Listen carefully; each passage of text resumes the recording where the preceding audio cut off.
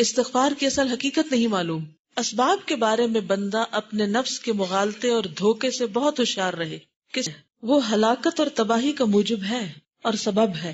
اس سے اس کی دنیا اور آخرت دونوں تباہ ہوتے ہیں. بندے کا نفس اسے دھوکہ اور فریب دیتا رہتا ہے. ایسا کبھی اللہ تعالیٰ کے عفو درگزر اور مغفرت اور بخشش کی امید پر ہوتا ہے، کبھی زبانی توبہ اور استغفار، کبھی ادنا درجے کی مستحبات کے بھروسے پر، یعنی چھوٹی چھوٹی نیکیوں کے بھروسے پر، کبھی علم اور منزلت کے غرے پر کہ ہم تو بڑے عالم ہیں اور بڑے ہماری قدردانی اور سٹیٹس ہے اور لوگ ہمیں بڑا چاہتے ہیں، لہٰذا ہمیں تو کیا عذاب ہوگا.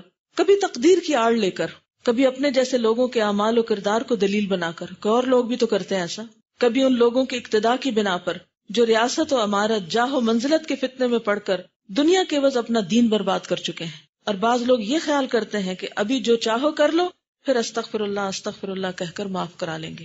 تو بہت سے لوگ یہ مانتے ہی نہیں کہ گناہ نقصان دہ ہے، یہ مانتے ہی نہیں کہ یہ زہر ہے، یہ مانتے ہی نہیں کہ اس کا نتیجہ دیکھنا پڑے گا. اور اگر ان کے ذہن میں کبھی خیال آ ہی جائے کہ جو کچھ کرنا ہو یہ بھگتنا پڑے گا، تو پھر کیا سوچ لیتے؟ استغفر اللہ کہہ دیں گے، اللہ معاف کرنے والا ہے، اور پھر دلیر شیر ہو کر غلط کام کرتے ہیں.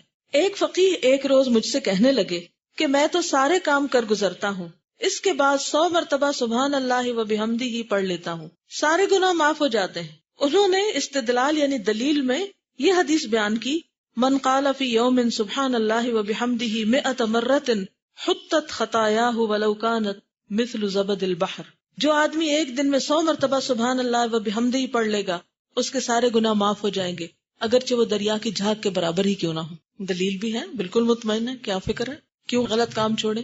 مکے کا ایک باشندہ مجھ سے کہنے لگا کہ ہم سے کوئی گناہ سرزد ہو جائے تو غسل کر کے خانہ کعبہ کا طواف کر لیتے ہیں، اس سے تمام گناہ معاف ہو جاتے ہیں. ایک اور صاحب کہنے لگے کہ رسول اللہ صلی اللہ علیہ وسلم کی یہ صحیح حدیث ہے، اذنب عبد ذنبا فقال اے ربی اصبت ذنبا فاغفر لی فغفر اللہ ذنبہ ثم مکث ما شاء اللہ ثم اذنب ذنبا آخر فقال اے ربی اصبت ذنبا فاغفر لی فقال اللہ عز وجل قد علم عبدی ان له ربا یغفر الذنب ویأخذ به قد غفرت لعبدی. احمد بن حنبل. بندہ گناہ کرتا ہے، اس کے بعد وہ کہتا ہے اے پروردگار مجھ سے گناہ ہو گیا، معاف فرما. اللہ تعالیٰ اس کا گناہ معاف کر دیتا ہے. پھر کچھ عرصے رک کر دوبارہ گناہ کرتا ہے، پھر بارگاہ الہی میں رجوع کرتا ہے اور کہتا ہے اے پروردگار مجھ سے خطا ہو گئی، تو معاف فرما. اللہ تعالیٰ فرماتا ہے میرا یہ بندہ جانتا ہے کہ اس کا کوئی رب ہے جو گناہ کو معاف بھی کر سکتا ہے اور گرفت بھی کر سکتا ہے. اس بندے کا گناہ میں نے معاف کر دیا. تو اس شخص نے کیا کیا؟ اس حدیث کو سامنے رکھ کر گناہ پہ گناہ کر لیے. یہ حدیث بیان کرنے کے بعد وہ صاحب کہنے لگے کہ مجھے اس میں ذرا بھی شک نہیں کہ میرا پروردگار ہے جو گناہوں کی مغفرت کر سکتا ہے اور گرفت بھی. اس قسم کے لوگ بسا اوقات اسی قسم کی امید اور رجا کی نصوص سے چمٹے رہتے ہیں. امید اور رجا کس کو کہتے ہیں؟ امید کو، ہوپ کو. نصوص نص کی جمع ہے، نص کہتے ہیں ٹیکسٹ. جیسے یہ حدیث ہے نا، تو حدیث اصل میں کیا ہے؟ نص ہے، یعنی ٹیکسٹ ہے، ایک دلیل ہے. یعنی قرآن کی آیات کوٹ کرتے ہیں، حدیثیں پیش کرتے ہیں اور جو جی چاہے کرتے ہیں. اسی لیے آپ نے دیکھا ہوگا کہ بہت سے دیندار لوگ بھی دل کھول کے بڑے بڑے گناہ کرتے ہیں، اور لوگ پھر کہتے ہیں کہ جی یہ قرآن پڑھ کے بھی یہ سب کچھ کر رہے ہیں. تو کوئی قرآن پڑھے وہ لوگوں سے پوچھے کیوں کرتے ہو، تو ہو سکتا ہے کہ انہوں نے بھی کچھ اسی طرح کی چیزیں اپنے دل میں تسلی کے لیے سوچ رکھی ہو. اس قسم کے لوگوں پر اگر گناہوں اور گناہوں کے انہماک پر، انہماک کا مطلب خوب مشغول ہونا، اس میں ملامت اور سرزنش کی جائے، تو وہ اللہ تعالیٰ کی وسعت رحمت، وسعت عفو و مغفرت اور امید و رجا کی ساری نصوص اور اس بارے میں ان کے پاس جس قدر بھی اندوختہ ہوتا ہے، اندوختہ نہیں، جو کچھ انہوں نے حفظ کر رکھا ہوتا ہے، یاد کر رکھا ہوتا ہے، جمع کر رکھا ہوتا ہے، پیش کرنا شروع کر دیتے ہیں. اور پھر جاہل اور بے علم لوگ تو کچھ عجیب و غریب ہی باتیں کہا کرتے ہیں. چنانچہ کسی نے کہا ہے وَكَفِّرْ مَا اسْتَطَعْتَ مِنَ الْخَطَايَا إِذَا كَانَ الْقُدُومُ عَلَى كَرِيمٍ. جب تمہیں کریم اور بخشش کرنے والے کی بارگاہ میں حاضری دینا ہے تو پھر جس قدر بھی ہو سکے گناہ کر لو.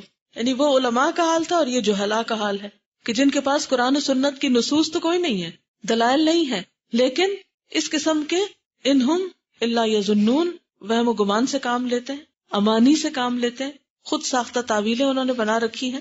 مثلاً بعض کہتے ہیں کہ گناہوں سے اجتناب کرنا اللہ تعالیٰ کی وسعت رحمت اور وسعت عفو و کرم اور وسعت مغفرت و بخشش سے بے خبری ہے، کہ گناہوں سے کیوں بچتے، تمہیں نہیں پتا اللہ کی رحمت کتنی وسیع ہے اور کتنا معاف کرتا ہے اور اس کی بخشش اور مغفرت کس قدر زیادہ ہے. کوئی کہتا ہے گناہوں سے باز رہنا اللہ تعالیٰ کی مغفرت و بخشش کی خلاف ورزی اور اس کی شان کریمی کی توہین ہے. اگر تمہیں یقین ہے کہ اللہ معاف کرتا ہے تو پھر کرو گناہ. کچھ لوگ